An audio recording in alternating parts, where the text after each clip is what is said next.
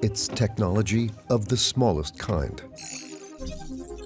It's everywhere. It's in the finest grains of society. From autos to manufacturing to data centers to communications, everything depends on semiconductors. Semiconductors are more important than oil. Microprocessors are a highly strategic industry. Across from China, the island of Taiwan is the world's largest producer of electronic chips, a situation that is creating geopolitical tensions. 台湾是中国，台湾更是被外族侵占。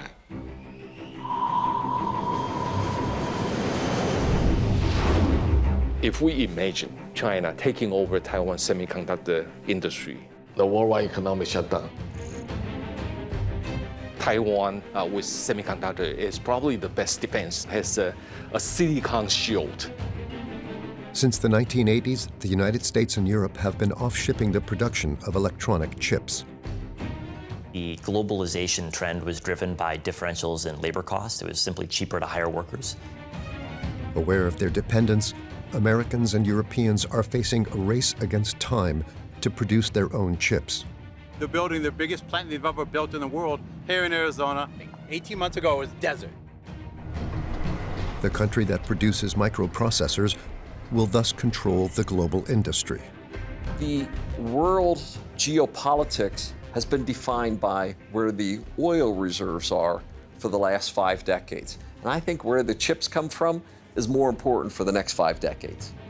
From Taiwan to the far reaches of America, microprocessors are now coveted by the major world powers.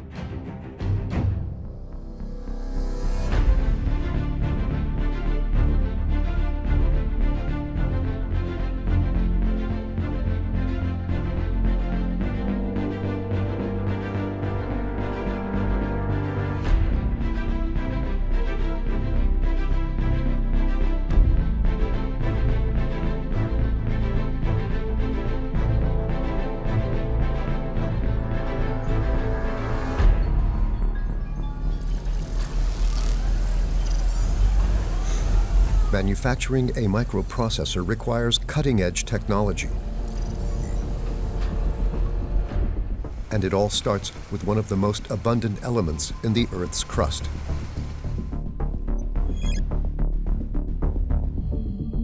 Extracted as quartz, the silicon is first melted in an oven at 1400 degrees and then cooled in silos. The material is then cut to form thin silicon wafers. The electronic circuits that form the microprocessors are etched onto these wafers. They are found in all electronic devices.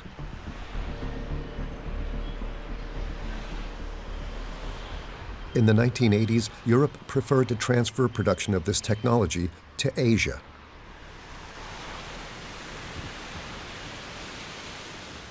Taiwan decided to make it a strategic industry.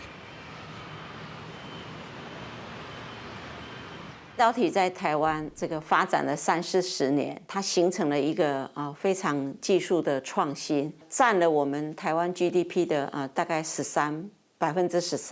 It's very strong in right now in technology. It's very strong in terms of the talent supply, right? The workforce quality, and it has the strongest, I would say, semiconductor supply chain cluster with global partners. In terms of the infrastructure, cost structure, Taiwan become a promised land for this kind of stuff.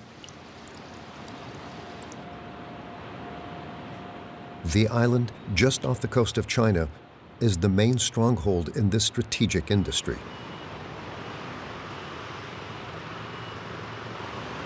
Taiwan accounts for 30% of the world's supply of microprocessors. The small country is a vital pillar of the global economy. It owes this transformation to one man, Morris Chang.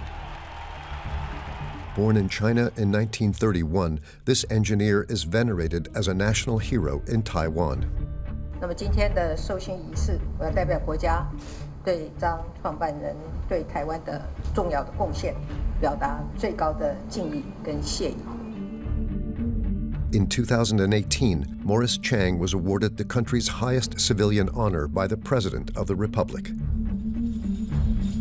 Morris Chang studied at the best American universities before becoming the founder of TSMC, the first global manufacturer of microprocessors. He is revered throughout Silicon Valley. Morris, the world is full of successful people, frankly, but we've never seen impact like what you've made. And on behalf of all of us, you're my hero. Thank you.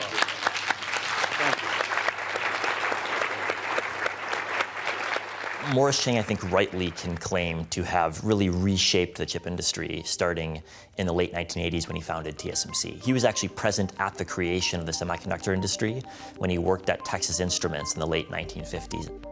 And so he's been with the chip industry from the invention. Actually, the very idea, the new business model, the pure play foundry business model, now everybody thinks that it was a pretty clever idea, but at the time, nobody needed that platform. He, with the support of the Taiwanese government, which was a founding investor in Taiwan Semiconductor Manufacturing Corporation, began pouring money into expanding production capacity in Taiwan, designing none of their chips in-house, but providing outsourced manufacturing for chip firms in Europe, the United States, across the world. Pretty quickly in the early 90s, and I think that TSMC existence certainly helped to accelerate the formation of a lot of fabless companies.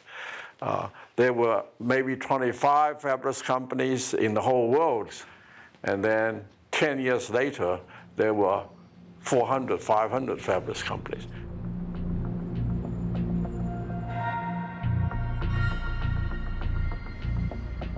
In less than 40 years, TSMC has built an empire of mega factories across Taiwan. In the suburbs of Taipei, the TSMC factories are impenetrable. Corporate communication is strict. Interviews with employees are forbidden, as are images from inside. TSMC has become the center of global attention. The company has the power to paralyze the world. TSMC produces 90% of the most advanced processor chips. From Apple, whether it's an iPhone, or NVIDIA, which powers many data centers, TSMC produces many of their chips. And without TSMC's production, the entire digital economy would simply ground to a halt. Of all of the companies you know in the world, this is the only company that currently has something they make in our possession right now. There are no others. So there's basically Air and TSMC.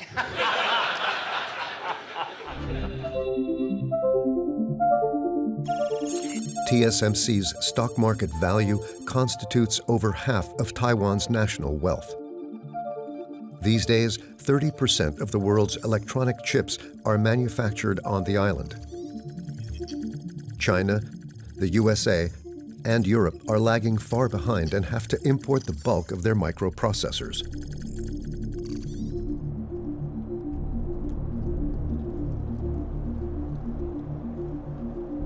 And in March 2020, the world economy's dependence on this technology was exacerbated by the COVID crisis.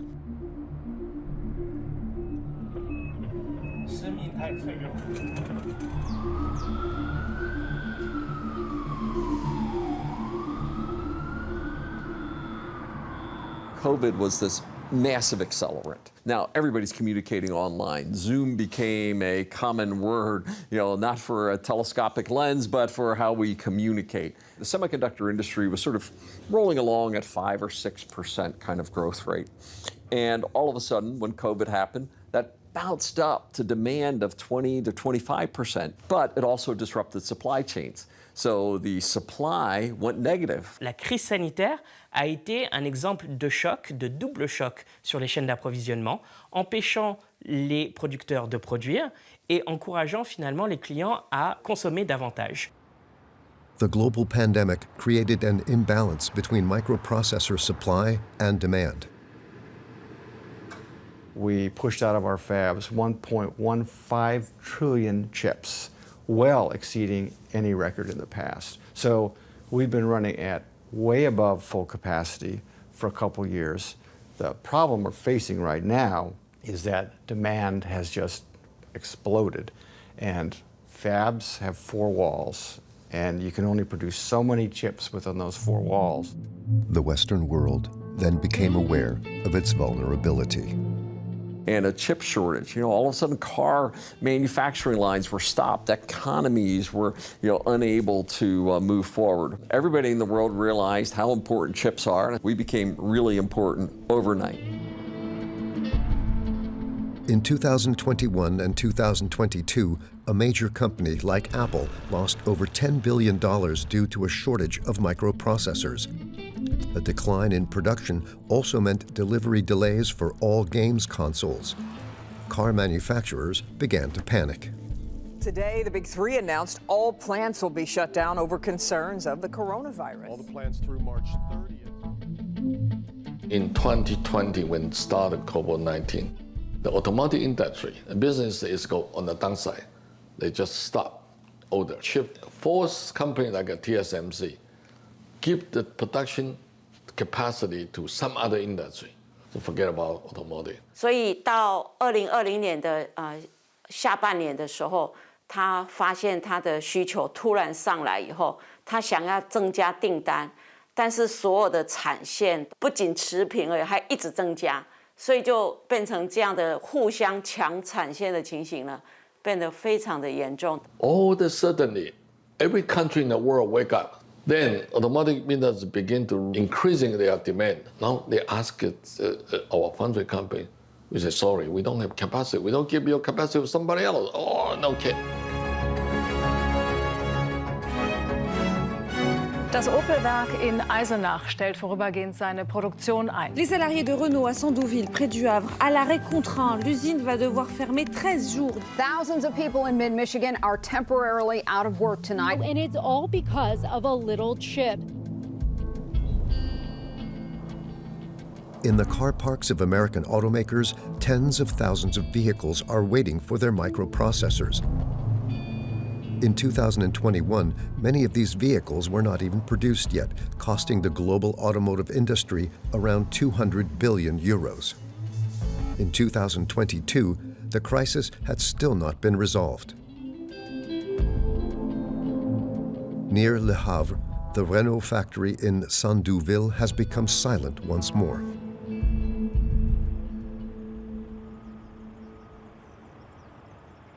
Notre site est arrêté pendant 10 jours.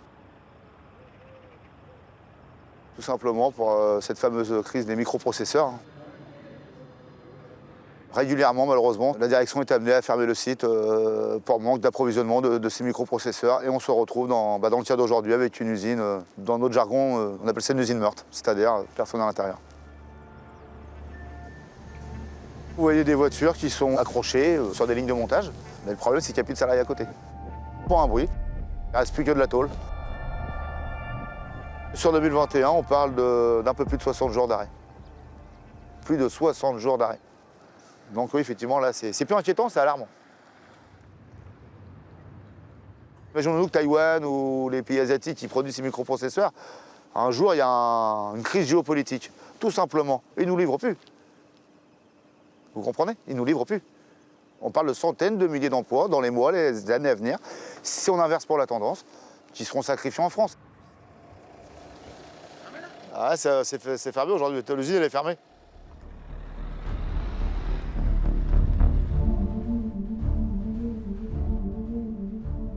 There's a lot of analogy to what we saw in 1973, you know.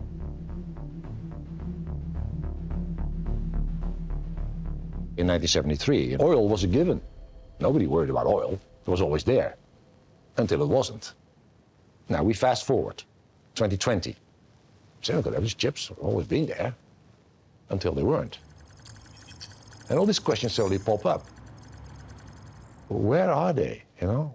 Where did they come from? Who is producing it? This is exactly why chips and semiconductors are now strategic.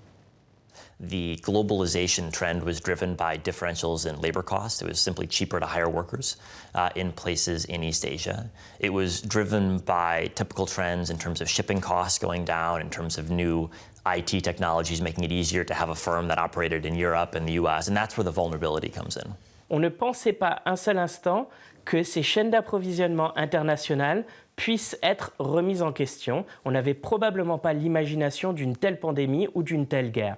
Et donc la logique de main-d'œuvre à bas coût n'a plus aucun sens aujourd'hui. On est plus dans une logique de technologie à bas coût. Et ça, c'est fondamental pour comprendre ce mouvement inverse qu'on a pu observer.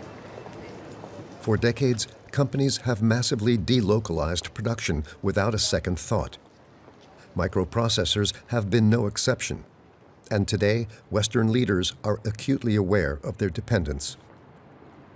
The pandemic has painfully exposed the vulnerability of chips supply chains. COVID-19 pandemic exposed the fragility of just-in-time supply chains. I think for a couple of decades now, political leaders, meanwhile, have just not thought much about the industry. They've thought semiconductors were something that plugged into their computer or smartphone, and their thinking stopped basically right there. Nous avons, sur le sujet des composants en particulier électroniques, un énorme défi. The global semiconductor shortage has caused a shortfall in consumer goods, especially automobiles, and it's contributing to higher prices around the world. And so it's only in the past couple of years, due to the pandemic, due to the geopolitical competition, that leaders have started thinking about, is this a risk?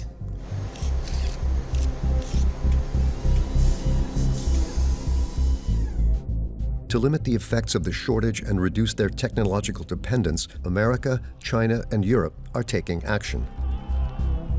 In 2022, each announced its microprocessor plan for developing their own production capacity. The College of Commissioners has adopted today the European Chips Act. 要实现我们第二个百年目标，我们就是要走自主创新的道路。The chip war has been declared.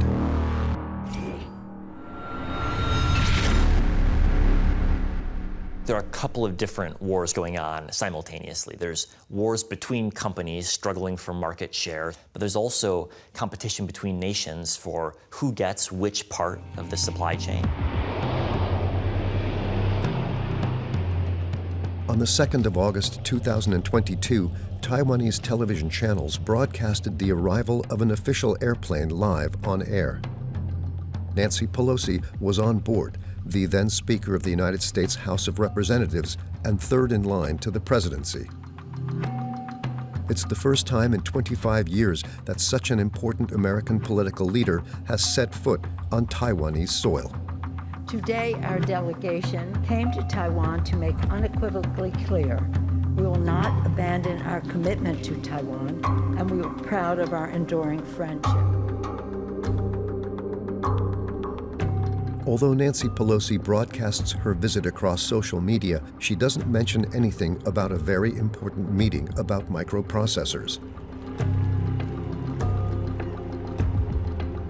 Here she is with Morris Chang, founder of TSMC, and Mark Liu, the current CEO of the company. If you look at Taiwan's production of semiconductor, you can easily tell that Taiwan has occupied a very important place in the world. And it might come into play in the near future that China might have the temptation to think about Taiwan semiconductor as something that they want to take over. China wants to expand its influence and power beyond the first island chain. Taiwan happens to get stuck in the way, and they want to take Taiwan over. The absolute majority of the people here say no to unification. Using force becomes the only option for the Chinese government to unify Taiwan. Nancy Pelosi is in Taiwan tonight, and China is already responding. Pelosi's late-night landing was quickly followed by news of Chinese military drills all around the island. Using missiles and fighter jets, China organized an unprecedented military blockade of Taiwan for several days. President Xi Jinping sent a strong message to Taipei and Washington. 我要告诉大家的是，这是一场彻头彻尾的闹剧。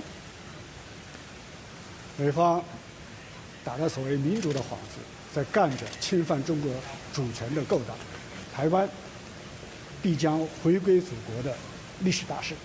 Pelosi 去台湾，我觉得 Pelosi politician 都说不上，他年龄太大了 ，too old。Since 1949, Taiwan has been one of the obsessions of the Central Powers.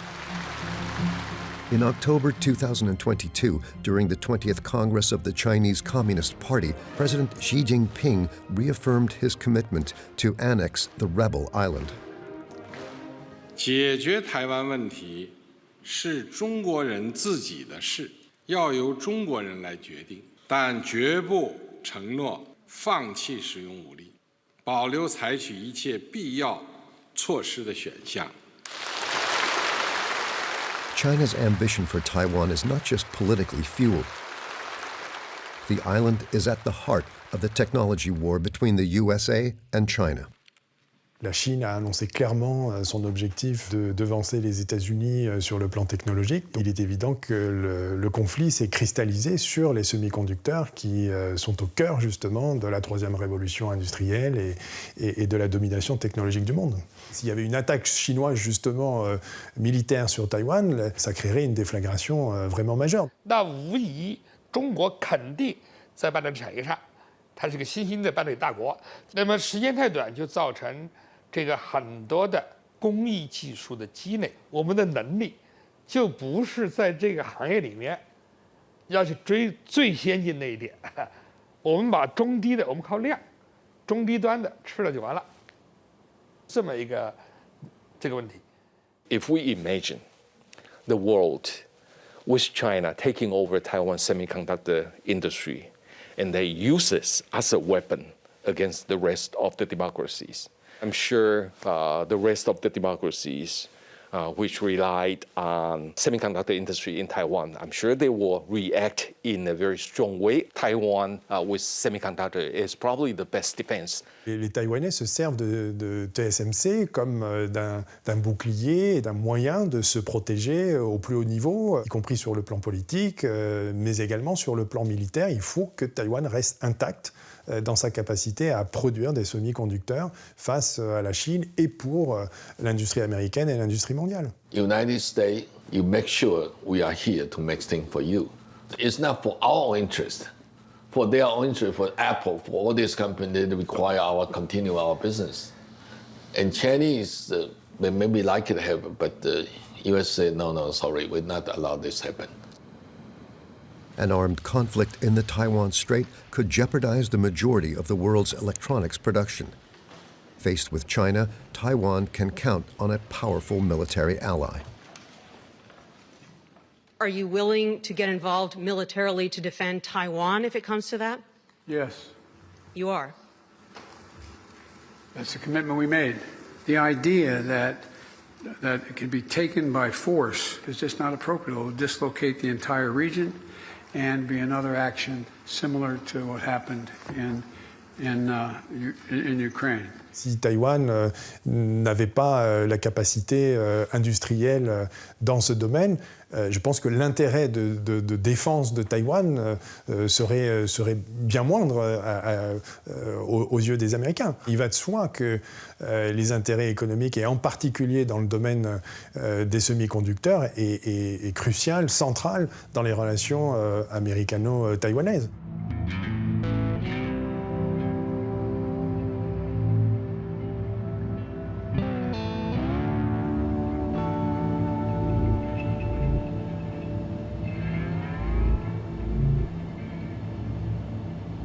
I'm State Senator David Livingston in Arizona.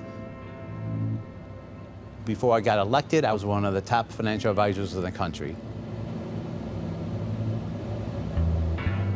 Arizona is famous for our copper. We have cattle, we have citrus, and now we have the chips.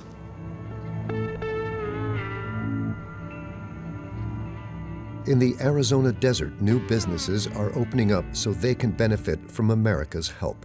The Taiwanese company TSMC is building its first mega factory in the United States. This is the Taiwanese semiconductor plant. Phase 1 is a $12 billion investment. And if it goes well, I think the long-term plans for the next 20 years is to build 3 of these plants up here in this location.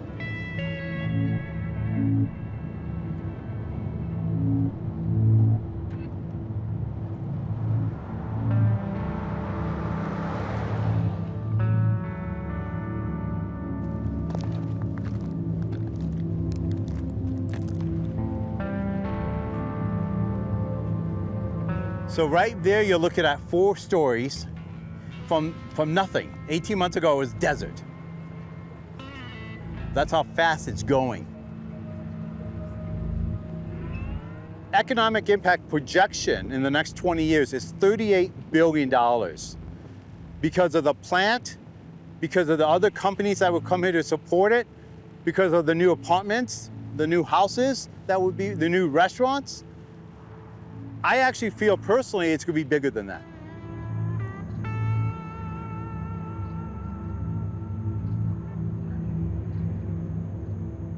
It warms my heart because Taiwanese semiconductors and their people picked us, and we competed against the whole world on where this plant was going to be. This will be their biggest plant they have, and it's here in my hometown, in my district. It makes me very proud, very happy.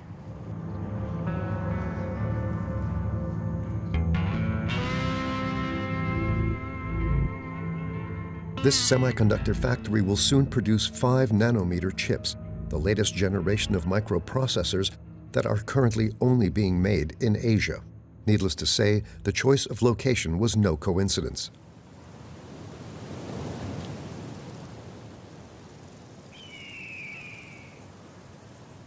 It was in Phoenix, Arizona's capital, that the agreement between the USA and Taiwan was announced in 2020 thanks to active lobbying by the governor of the state.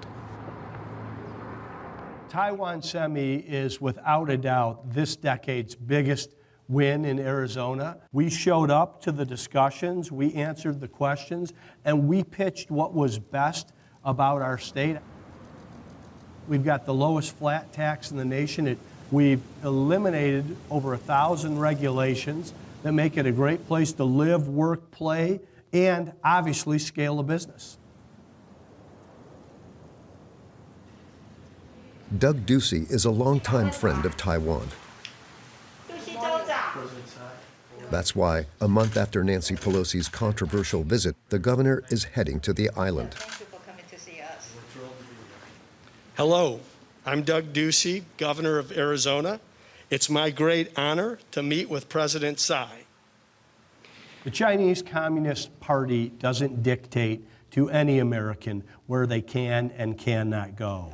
If someone wants to go visit our partners in Taiwan, they should feel free in doing so. We spoke with the education. Taiwan Semiconductor is the best in the world. I think what we'll be able to have in Arizona will actually be a deterrence to any aggression from China's perspective that they would have on the island of Taiwan.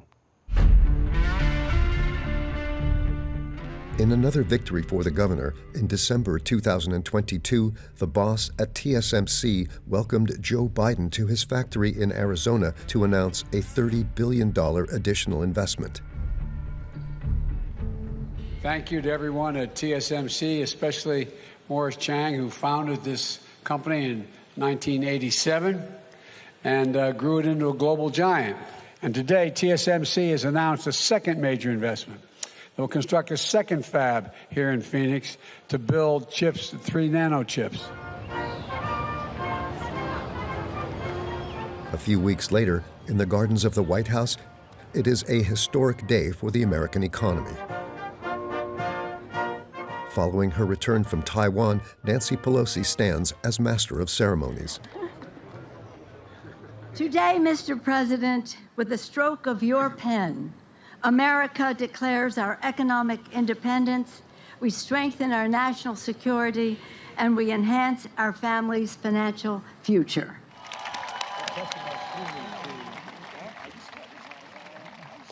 We are the United States of America, a singular place of possibilities. I'm not going to go sign the Chips and Science Act, and once again, I promise you, we're leading the world again for the next decades. Thank you.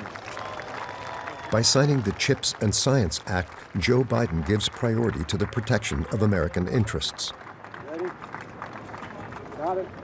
Reducing costs, creating jobs, and countering China are becoming key features of Washington's trade policy. $80 billion have been allocated to industry and research, of which $52 billion was just for microprocessors. It is the United States' largest public investment since the Second World War. In the audience, a rather discreet man has been working behind the scenes to reach this outcome. Running a business empire, his company invented the first electronic chip back in 1971.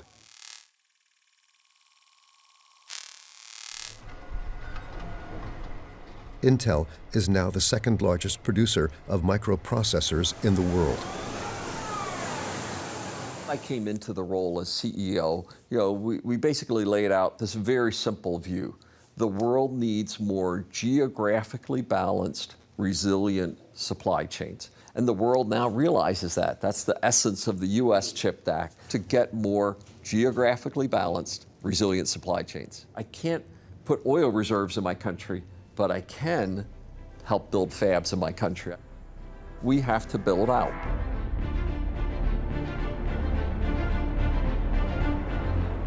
We are coming to you live from Licking County, Ohio. This is the site where Intel is breaking ground for its newest chip manufacturing facility. Intel is going to build a workforce of the future right here in Ohio. A brand new $20 billion campus, 7,000 construction jobs. Please join me in welcoming Intel CEO, Pat Gensler. Oh, we made it. This great state of Ohio has this tradition of manufacturing. You all like to build stuff. And that's exactly what we're going to do together. We are going to build the most advanced stuff in the world right here in Ohio.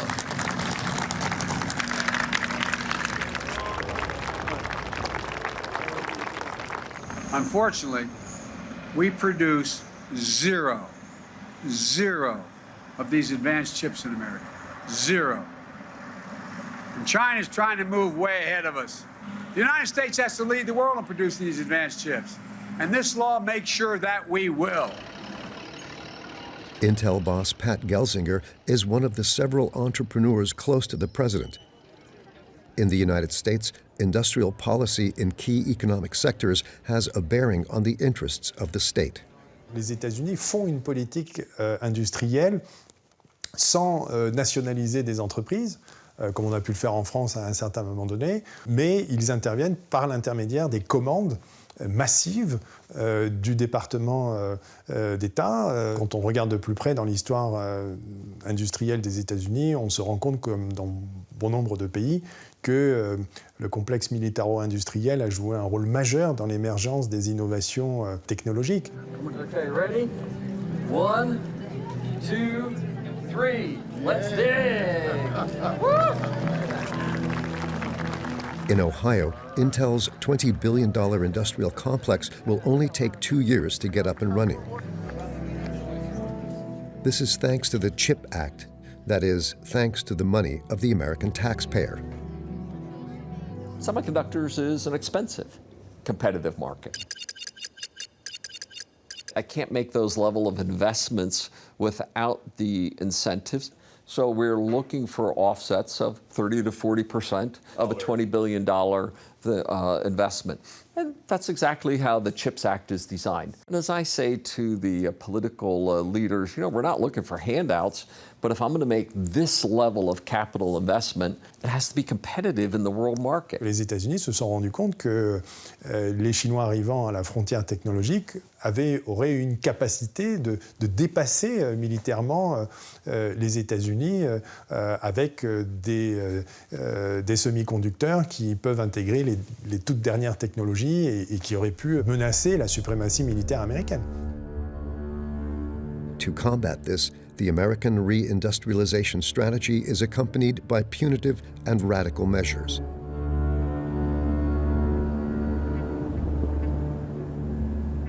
American companies are no longer permitted to work with telecoms giant Huawei and SMIC, China's leading producer of microprocessors.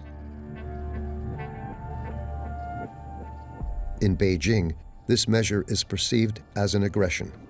其中部分条款限制有关企业在华正常经贸和投资活动，具有明显的歧视性，严重违背了市场规律和国际经贸规则，将对全球半导体供应链造成扭曲。所谓芯片和科学法案，中方对此表示坚决反对。 Like the United States, China is investing billions in the microprocessor sector. To no avail. $520亿政府投入不算大，大概我们整个前面的整个集成电路的投入水平，其实中国在 chips 上现在干的是苦活啊。然后我们虽然进口4000多亿。 4000亿的芯片。The Chinese government has poured a lot of money into chip making, but it's done so in a very ineffective way. China spends more money importing semiconductors than it does importing oil. Cela fait maintenant près de 40 ans que la Chine investit massivement en perdant de l'argent, des sommes d'argent monumentales sur les semi-conducteurs.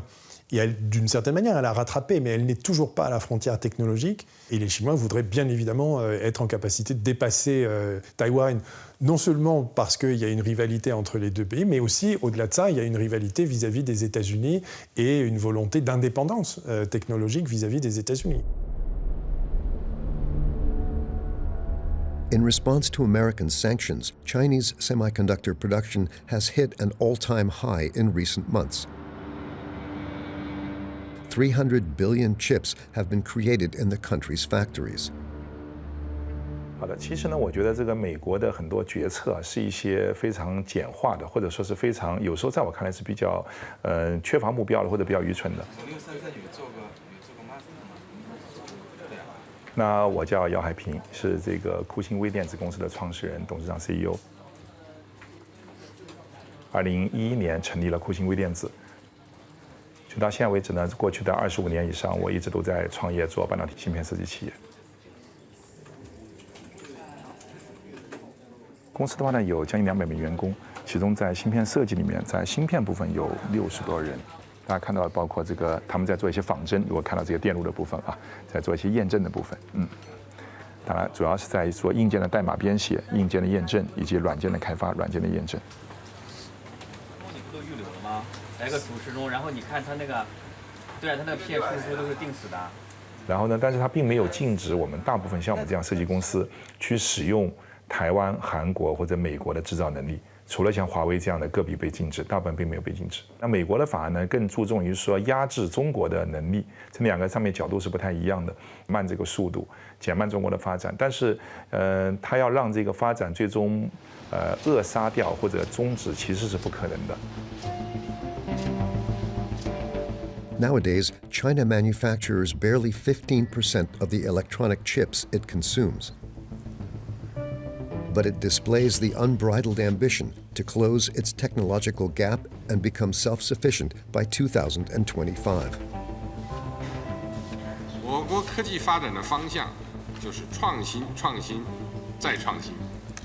只有创新才能够自强。 坚定地走好这条道路，再接再厉，更上层楼。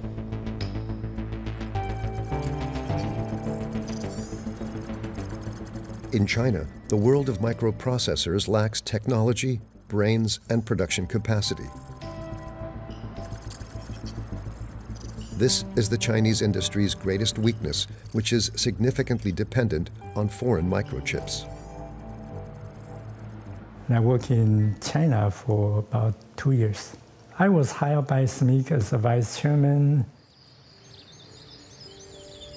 In 2020, the former executive of Taiwanese company TSMC was recruited by the leading Chinese manufacturer of microprocessors. Professor Chiang now lives in the United States in Silicon Valley. Before I went to China, I heard they are going to put in several hundred billions into semiconductor industry. I think there must be a master plan. After I went there, I found there's no master plan. You think China is a kind of concentrated government? Politically it is, but economically it's not. Because local government have their own funding. They can do whatever they can. People just want to have power.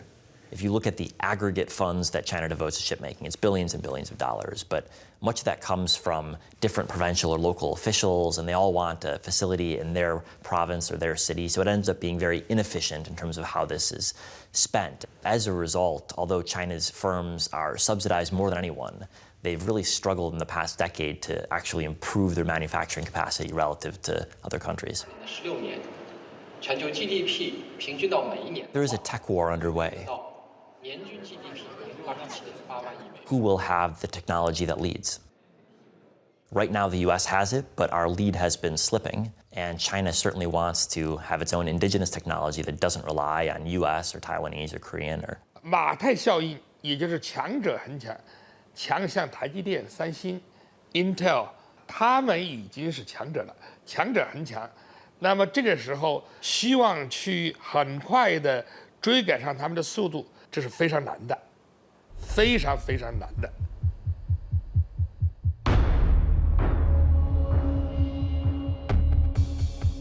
Does China have the means to achieve its ambitions? Will it be able to catch up in less than 2 years?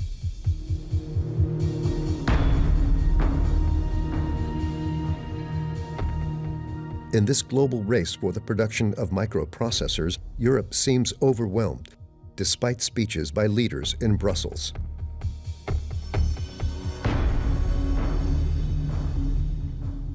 On a délocalisé une très grande partie de ces usines, pas uniquement pour les semi-conducteurs, pour un nombre très très important de produits manufacturés. On était dans cette espèce de course que certains critiquent, du reste peut-être à juste titre, hein, je ne suis pas loin de le penser moi-même. Maintenant évidemment la crise nous a permis d'accélérer les choses, d'avoir cette prise de conscience. Il est temps de reprendre son destin en main pour nous fixer une ambition qui est, à l'horizon 2030, d'être en capacité de produire 20% de la production mondiale sur la planète. Il faut absolument qu'on augmente massivement la capacité de production des semi-conducteurs en Europe. To regain its sovereignty, Europe needs more factories, like this one in the suburbs of Dublin.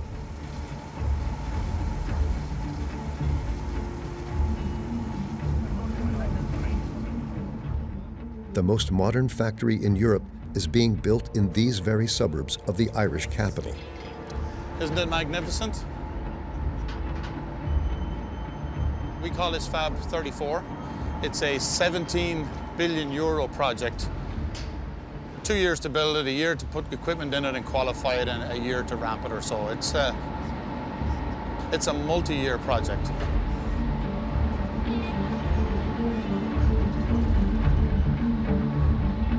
By the end of 2023, this plant will produce the latest generation of microprocessors. But appearances are deceptive. Fab 34 is not a European factory. It is owned by the American manufacturer Intel and its boss, Pat Gelsinger. Today, we are announcing our European investment program. We envision investing up to 80 billion euros in the EU over the next decade. European Commission President Ursula von der Leyen recently said there is no digital without chips. And she is absolutely right. Ladies and gentlemen, a month ago, the Commission presented the European Chips Act. With this The European Commission president appears in Intel's promotional video to publicize its microprocessor plan. We also want to strengthen our resilience. In total, more than 43 billion euros of public investment, both European Union and national level investment, will support the CHIPS Act until 2030. Incapable of addressing this technological sovereignty problem, Europe has therefore agreed to help American companies. In the trade war between the US and China, Europe seems to be the biggest loser. On avait encore quelques producteurs dans les années 80 ou 90 qui ont tous disparu et qui ont été soit rachetés par les Américains, voire même par des entreprises asiatiques. Les pays européens ont échoué. Ce que cherchent effectivement à éviter peut-être les Européens, c'est à sécuriser leurs approvisionnements aujourd'hui si nous avions encore un bouleversement géopolitique dans cette industrie. However, Brussels can rely on 3 European manufacturers of microprocessors.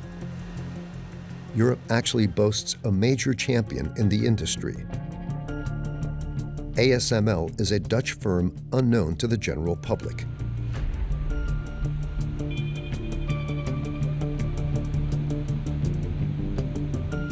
This company produces photolithography machines using ultraviolet radiation capable of engraving even the smallest objects.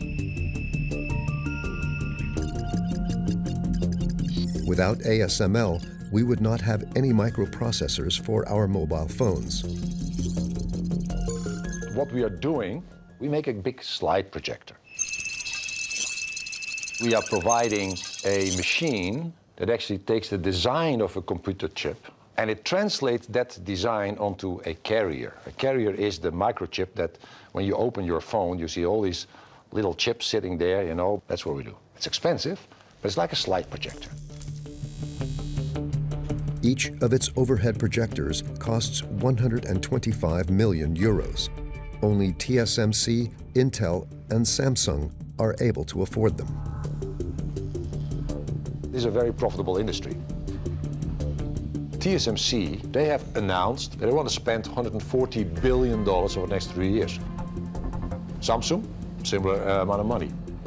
Intel, more than $100 billion. So there's already $400 billion by only 3 manufacturers allocated to build out that capacity. Why would you then, from a risk management point of view, put everything in Asia? You want to distribute this across the globe. It's logical.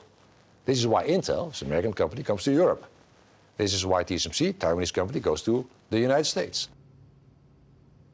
The semiconductor industry is an expensive industry to compete in. Building a new facility can cost $20 billion for one plant. So any effort to change the geography of where factories are located is going to cost a lot of money.